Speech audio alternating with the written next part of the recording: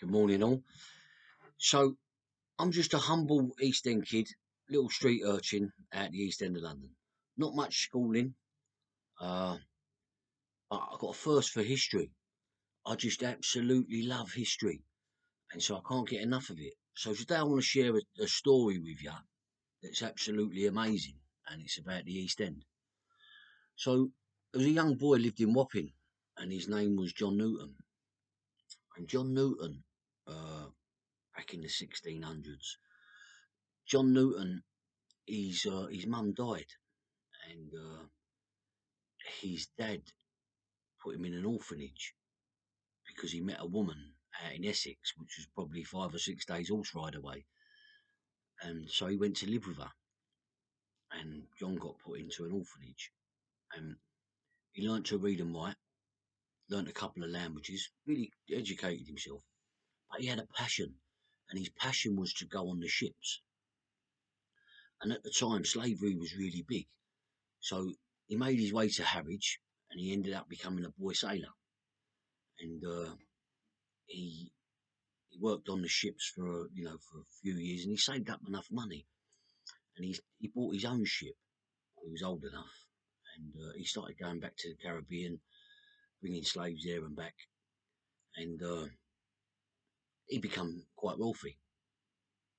But one day, John was on a ship coming back from the West Indies, and it was really rough sea, and he got on his hands and knees. All these crew was terrified because it was that bad. And they in the hold they had like a boatload of slaves. So John got on his knees and he looked up and he prayed and asked God for grace. So the seas calmed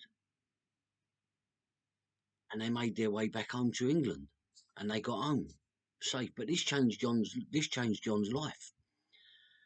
He ended up becoming a preacher, a minister in a church called Mary Walnut next to the Bank of England. It's still there today.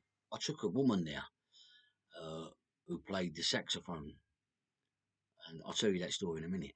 But so John started preaching the word of God, and it was his vocation in life. He actually helped Wilberforce uh, abolish slavery in this country. So he became an activist, but his passion was, preaching the word of God. Anyway, what's the amazing story about that? Well, if you go and look up John Newton, he's attributed to writing the words to Amazing Grace. Everyone sings it in church, but it's amazing that, once I was lost, now I've been found. I was a wretch. So that's a little bit similar to myself. But yeah, I took a saxophone player into the city, and she played Amazing Grace right next to the church in in a little alleyway, and it was amazing. Honestly, it was unbelievable.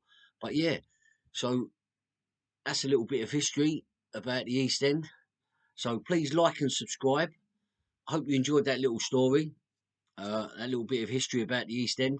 So much history come out of the East End. But please like and subscribe. Please share. Glad you enjoyed it.